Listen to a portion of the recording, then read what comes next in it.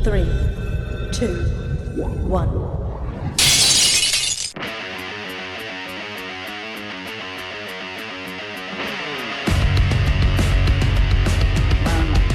Jadilah pengusaha yang bukan hanya berorientasi sekedar profit, sekedar untuk mencari untung besar, tapi bagaimana mereka itu bermanfaat dan dibutuhkan. Jadi kalau dia bermanfaat akan dibutuhkan banyak orang. Gitu, Pak. Sebelum kita lanjut videonya, klik tombol like, subscribe, dan notifikasi tombol lonceng.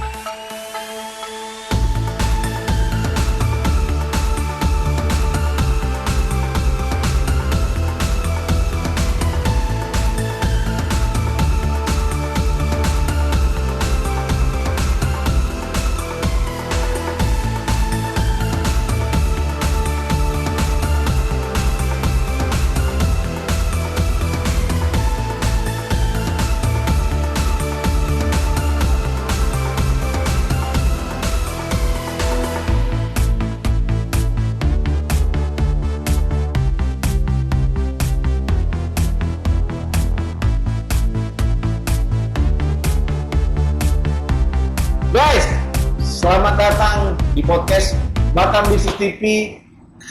Di sini kita akan mengobrol santai tapi penuh inspirasi bersama para pengusaha hebat dari Batam dan Kepulauan Riau yang akan berbagi cerita perjalanan bisnis mereka, tantangan dan tips sukses bagi para pengusaha pemula. Saya Wilson Sirait dan hari ini kita kedatangan tamu spesial, seorang pengusaha di bidang usaha mesin produksi pembuatan mesin pendukung UMKM yang sudah sukses mengembangkan bisnisnya di Batam. Langsung saja kita sapa Bapak ini. Ayo, saya Wilson, Pak Wilson Sirait. Terima kasih Pak, saya Jai. Boleh cerita sedikit tentang diri Anda dan bisnis yang sedang dijalankan sekarang, Pak? Terima kasih Pak. Ini sebenarnya awal bisnisnya itu dari hobi Pak. Hobi merakit mesin-mesin pendukung lah. Ya awalnya dulu dari sekitar lah.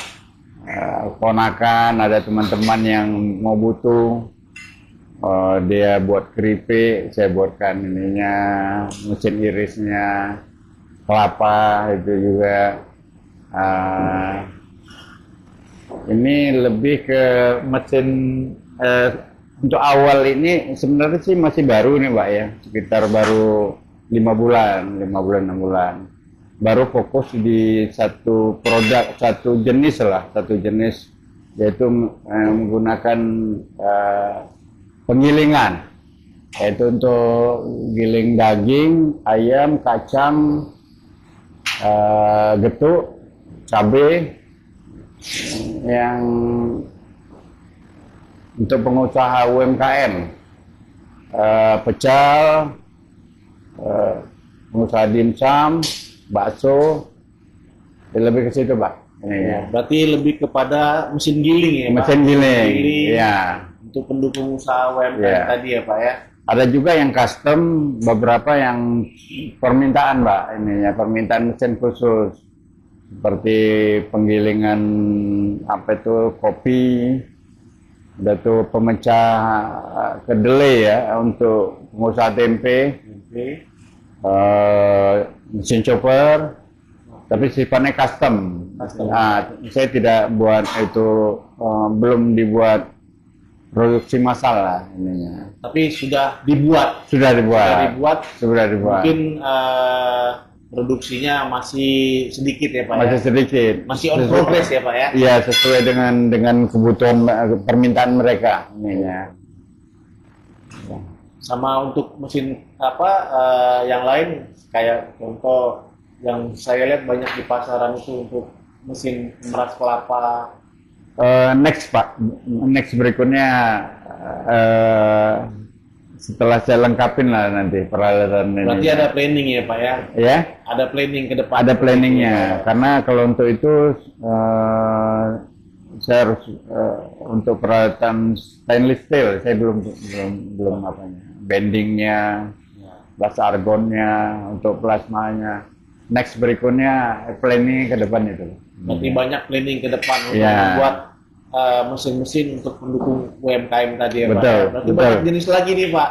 Ya, Berarti ini pemirsa nanti boleh memahami dan mengetahui apa-apa saja yang diproduksi oleh Pak Jay tadi Pak. untuk mesin giling aja ternyata Batam banyak loh Pak ininya. Jadi pengusaha apa tuh namanya yang terutama ada yang pulau-pulau Pak yang ikan ya, apa itu namanya untuk otak-otak untuk ini. Oh, Banyak. mereka sudah banyak yang pesan ya Pak? Banyak ya? yang pesan ininya. Untuk menghancurkan ikan, Betul.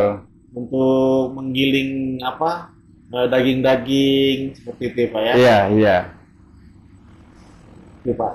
Terus Pak, kalau boleh tahu Pak, sejak kapan Pak usaha kita ini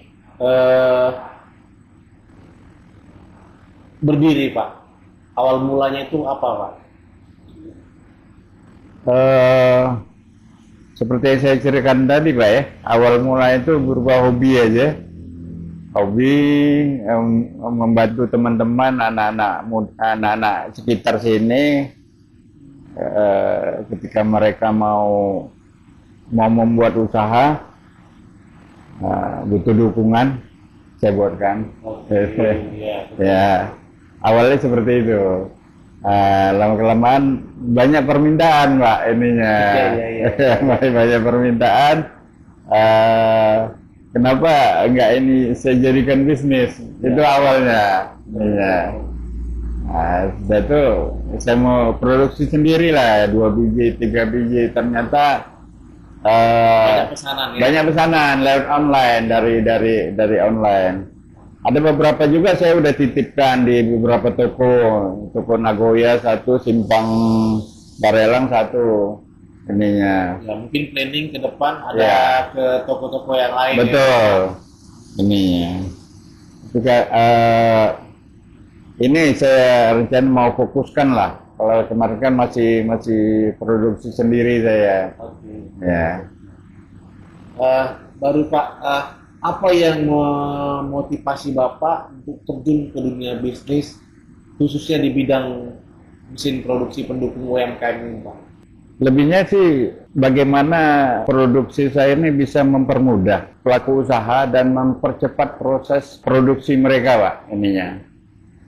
Nah, satu kendala yang sering saya lihat di Batam ini, karena ini kepulauan Pak ya, kepulauan, ketersediaan dari part-part itu ataupun after sales-nya yang mereka kesulitan ketika mereka beli produk ini dari produk luar. Nah, ketika rusak atau tidak ada jaminan purna jualnya. Tidak ada jaminan untuk memperbaiki ya Pak? Perbaiki servis. Nah, di situ saya lihat ada satu peluang untuk saya. Jadi Bapak buka usaha ini Betul. untuk supaya ketika ada pembeli dan mesinnya bermasalah, Bapak siap untuk memperbaiki. Betul, iya Pak. Gitu ya, Pak. Ya, saya ibaratnya saya kasih garansi 1 kali 24 jam Iya. sebelum apa tuh. Pasti sudah selesai diperbaiki. Betul, iya. Karena saya juga istri saya juga pelaku usaha UMKM, jadi memahami lah Iya. ketika mereka bahan sudah jadi nggak bisa produksi itu Iya, bakal kerugian besar. Iya, betul. Gitu Pak. Kenapa memilih Batam atau Kepri sebagai lokasi usaha Pak? Nah, kebetulan saya juga sudah lama ya tinggal di Batam ya, dari sejak tahun 99 saya bekerja pertama awal itu di industri perakitan di salah satu perusahaan lah di Batam. Pernah juga di galangan kapal dan di instansi pemerintahan sekarang ini. Nah, peluang di Batam saya lihat itu karena ini kota industri ya. Betul, Pak. Banyak sektor-sektor yang sebagai pendukung itu ya terutama UMKM ya, UMKM yang ya secara ini komoditi pasti akan mendukung ketika sentra ekonomi tumbuh, pasti UMKM juga akan mengikuti ininya. Nah, sarana pendukung untuk itu belum ada, saya lihat Pada saat waktu itu ya, Pak, ya? pada saat itu semuanya itu ada sih, tapi yang dari orientasi impor, yang dari Cina, dari Jawa banyak. Untuk lokal sendiri, saya lihat belum ada. Ini Bapak berkeinginan untuk betul. usaha ini ya. Betul ininya. Peluang di situ yang saya tanggap Mas, ininya. Peluang karena belum ada lah saya bilang ya. Setahu saya belum ada pengrajin sentra ininya. Sangat betul, Pak. Ya. Ini saat memulai usaha ini, apa kira-kira tantangan terbesar Bapak hadapi? Pertama yang paling terutama itu bahan Pak. Bahan baku ininya. Material ya, Pak? Material Batam ini sulit ya. Kedua dari sisi harga juga. Ya. Kalau dibandingkan dengan harga di Jawa itu sekitar hampir 100% harganya dibandingkan dengan harga di sini. Paling itu aja Pak, ketersediaan material ini ya. Berarti itu ya tantangan terbesarnya, Pak. Tantangan terbesar itu ya. Terus bagaimana cara Anda mengatasi masa-masa sulit untuk yang di awal bisnis ini, Pak? Kesulitan material itu yang pertama ya, yang saya alami. Setelah itu saya coba ada beberapa alternatif Pak ininya. Jadi bisa mengcombine satu mesin itu ketika tidak ada bisa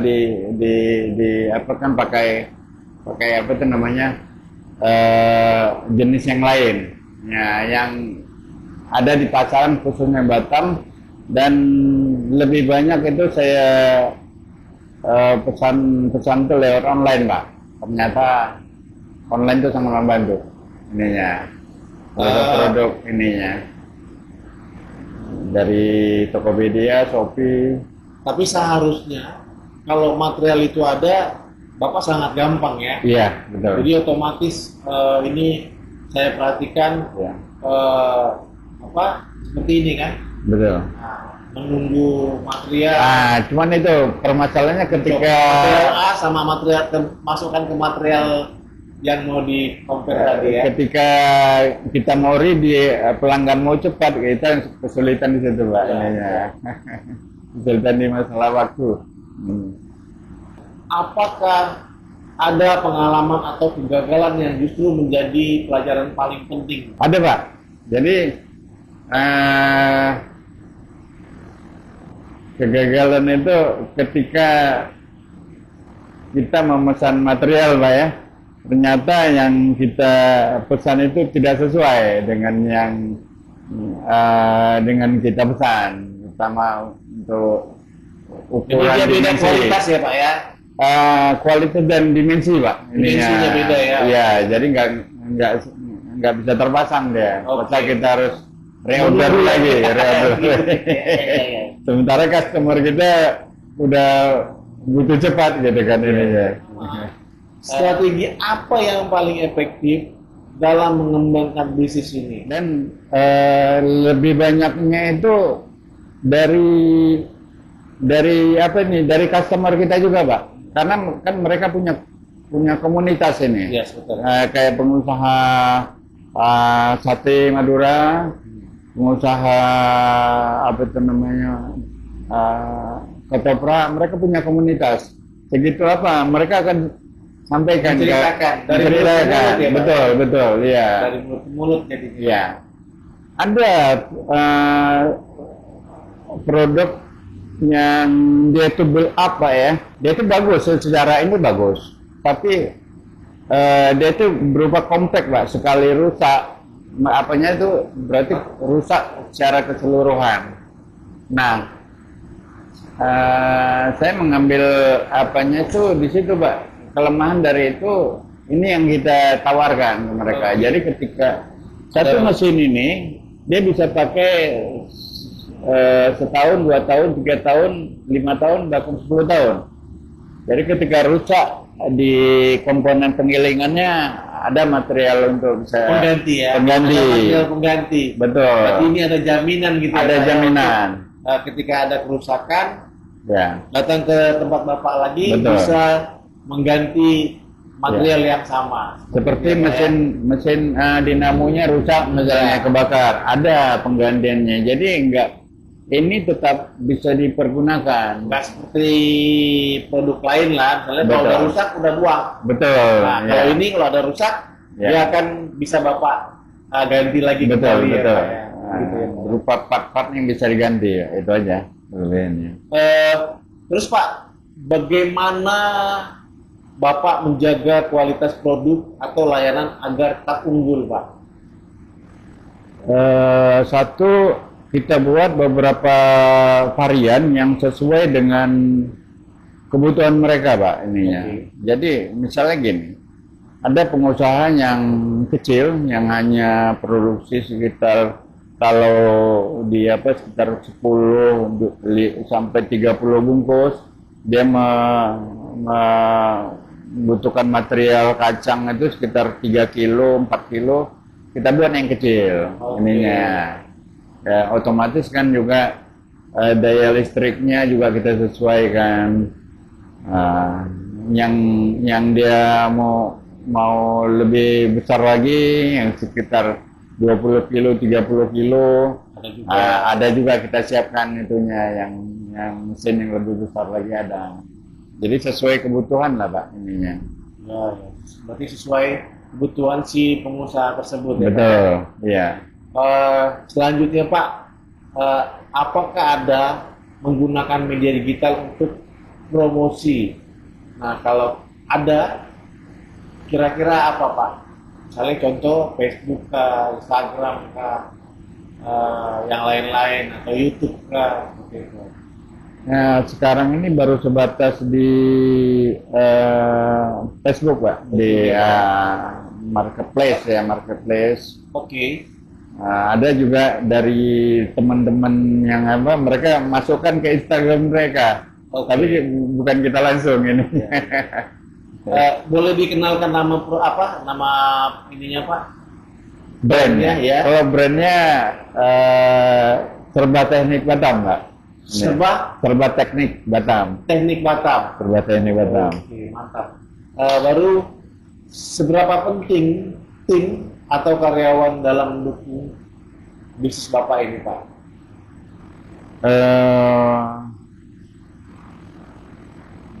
Karyawan tuh kalau saya bilang ya sangat penting Pak. Nah, sangat penting. Karena gini, ada dua hal yang saya harus komit di sini. Pertama, after sale-nya Pak. Oke. Jadi ketika saya sudah jual itu produk, ada kerusakan atau apa itu, saya respon time saya nggak sampai 1 kali 24 jam. Langsung selesai ya Pak? Langsung saya apakan, atau kalau tidak saya akan ganti, saya pinjamkan produk kita. Oke. Dengan harapan produk mereka nggak produksi mereka nggak terhenti. Itu aja kalau masalah Pak. Jadi karyawan itu sangat penting, ya, Pak, ya? sangat bantu. Siap Ya. untuk menggantikan sementara Iya. pada si pelanggan tadi ya. Seperti itu bukan produk kita sih, Ya. cuman karena sudah beredar Untuk repair juga saya bisa. Pernah pengusaha tempe Pak di Batu Haji. Oke. Dia produksi satu hari itu sekitar 125 kilogram kedelai. Nah, jam 8 malam dia telepon istri saya minta diperbaikin mesinnya. Sementara udah direbus nih kedelainya. Kalau mesinnya macet, mesin apanya. Kalau nggak di apa ya rugi besar ya. Iya. Saya datang ke sana perbaiki. Berarti tidak terhenti produksi mereka kan? Iya betul. Tadi ya. Betul. Oke, selanjutnya Pak, menurut Bapak bagaimana kondisi dan peluang bisnis di Batam Kepri saat ini Pak? Cukup menjanjikan Pak ya. Cukup menjanjikan. Ini baru sebatas Batam saya. Iya. Dari next ke depannya saya mau ekspansi juga ke pulau-pulau lain. Dan memang dari konsumen saya sendiri banyak yang dia punya usaha di sini dan dia punya usaha di Anambas, dia punya usaha di pulau-pulau. Dia beli mesin saya, dia kirim. Ya, dia jual di sana. Kalau untuk direct sendiri saya belum, baru kebutuhan yang sesuai dengan di apa aja lah, permintaan di apa itu namanya, customer aja, belum ekspansi ke apa. Ya. Tapi ini ada planning berarti Pak, yang mudah-mudahan kalau kedepannya akan ada planning-planning yang baru seperti itu Pak. Terus selanjutnya Pak, apa tantangan terbesar yang dihadapi pengusaha lokal Pak? Tantangan terbesar ya khususnya di Batam ya, karena Batam itu bebas biaya masuk ya. Ininya dari sisi harga Pak, dari produk luar tuh karena tidak dikenakan PPNBM ya, harga itu kita lebih sulit ya bersaing dari sisi harga ininya. Walaupun terkadang produk mereka itu ya boleh dibilang lebih apa ya, lebih murah, gampang rusak lah kalau boleh dibilang ininya. Lebih murah tapi beda jaminan kan? Beda jaminan ya. Lebih murah tapi beda jaminan. Ketika punya Bapak ada masalah, Bapak siap dan ada tempat lokasi di Batam ini khususnya di Kepri untuk diperbaiki kembali seperti itu ya. Apakah ada kolaborasi dengan pengusaha lain atau komunitas bisnis di sini Pak? Ada Pak, khususnya komunitas UMKM. Ininya ada pengusaha-pengusaha apa itu namanya di bidang kuliner.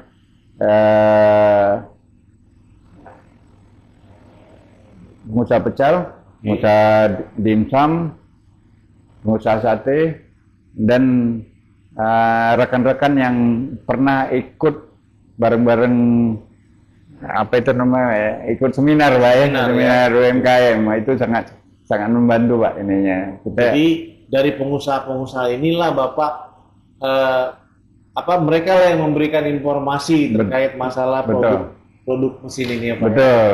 Demikian juga sebaliknya, mereka butuh apa, kita bisa support Pak ininya. Menurut Bapak, sektor apa yang paling potensial untuk dikembangkan ke depan ini Pak? Kalau menurut saya Pak ya bagi saya itu mesin produksi ini Pak, gitu. Karena kalau kita lihat perkembangan kuliner ya di Batam ya, di Batam sangat booming ya. Bahkan dari turis-turis dari Singapura, Malaysia di akhir pekan mereka menyerbu Batam nih Pak.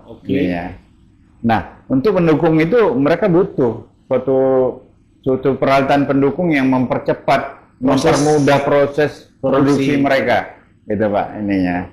Nanti next ke depannya saya akan buat juga sistem yang semi otomatis maupun yang ininya yang lebih ke apa itu namanya otomatis mempercepat produksi dan dari sisi kualitas Pak. Oke. Iya. Oke Pak, boleh kasih Pak tips dan pesan untuk pengusaha pemula nih Pak? Ya Pak ya. Menurut Bapak, mindset apa yang wajib dimiliki pengusaha pemula Pak, biar mereka tetap bertahan? Pertama, keyakinan. Oke. Keyakinan bahwasanya setiap usaha itu bagus, Pak. Nah, harus memulai, Pak, ininya. Harus memulai. Harus memulai. Harus berani memulai. Harus berani memulai. Dan jangan lihat satu pengusaha itu ketika mereka sukses bagaimana mereka dari awalnya itu, nah itu yang perlu di Tertati-tati ya. berdarah-darah gitu, Pak. Iya. Kesalahan apa yang sering dilakukan untuk teman-teman kita yang pengusaha baru nih Pak?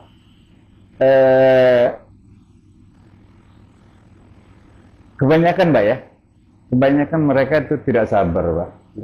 Tidak sabar. Ketika baru 1 bulan 2 bulan mentok mereka tutup. Sementara itu kan butuh proses. Ya, seperti kita menaikin anak tangga, segitu anak tangga kita udah di level 3/4 kita akan rugi rasanya kalau kita turun lagi ininya. Bagaimana cara menjaga motivasi dan semangat ketika bisnis sedang menurun, Pak? Jadi gini Pak ya, kebetulan kan produksi saya itu berupa mesin ya. Jadi tidak tidak ada expire-nya lah. Iya, betul. Nah, ketika beberapa produk saya itu belum atau belum laku lah kalau bilangnya belum terjual. Disitulah waktu saya untuk memperbaiki dan mencari apa sih kekurangan mesin saya ini apa itu namanya dan varian produk yang baru Pak ininya. Ini kan nanti ada apa itu namanya produk apa sih yang dibutuhkan selain mesin kita ini. Nah di situ saya mempelajari ininya. Apa satu nasihat terbaik yang pernah Anda terima Pak tentang bisnis Pak? Setiap bisnis itu bagus Pak, mempunyai prospek. Nih, satu hal itu yang saya dapat dari seorang pengusaha Bob Sadino. Yang penting yakin dan dibuka. Gitu ya Pak. Ya. Penting yakin dan dibuka. Juga. Kalau usaha bagus, kalau ditutup itu nggak ada gunanya. Oh, gitu. Oke, kita lanjutkan Pak. Jika harus memberi satu pesan untuk pengusaha muda di Batam dan Kepri, apa kira-kira pesan Pak sama pengusaha-pengusaha yang muda ini tadi Pak?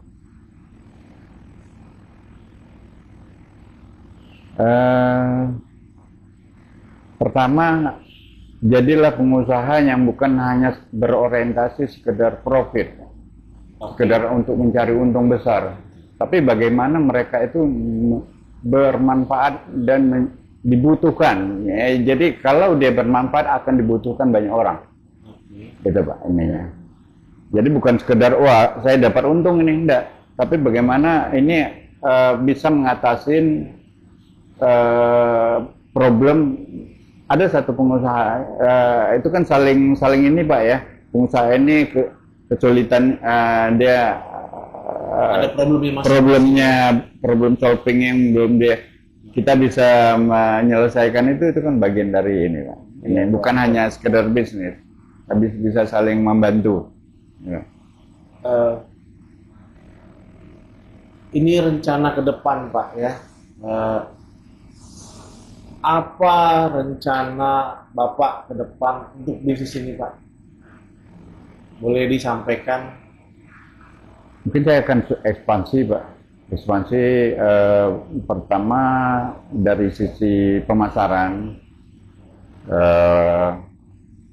keluar Batam. Kedua, apa lagi Pak? Ekspansi ini lah, produksi lah Pak. Mungkin lebih saya apakan Dikembangkan lagi. lebih dikembangkan baik itu variannya maupun jenisnya. Bagaimana pendengar bisa mengikuti atau menghubungi Bapak? Ya, mungkin lewat media sosial atau website atau toko online Bapak, Pak. Itu Untuk pemesanan produk kami bisa menghubungi Facebook, IG, Instagram di Serba Teknik Batam dan nomor WA di bawah ini. Wah, luar biasa sekali. Terima kasih banyak dengan Pak J, pengusaha mesin produksi pendukung UMKM, atas waktunya dan semua insight berharga hari ini yang kami dapatkan, Pak. Semoga kisah dan tips Anda bisa menginspirasi banyak pengusaha di Batam Kepri untuk terus berkembang. Untuk teman-teman pendengar, jangan lupa follow podcast Batam Business TV di YouTube dan media sosial kami agar tidak ketinggalan kisah sukses pengusaha lokal berikutnya. Salam sehat, kasih Pak Jai buat informasinya dan semoga sukses selalu Pak Jai. Amin, amin. Makasih, makasih. Saya Wilson Sirait, mohon undur diri. Sampai jumpa di episode selanjutnya. Salam sukses untuk kita semua.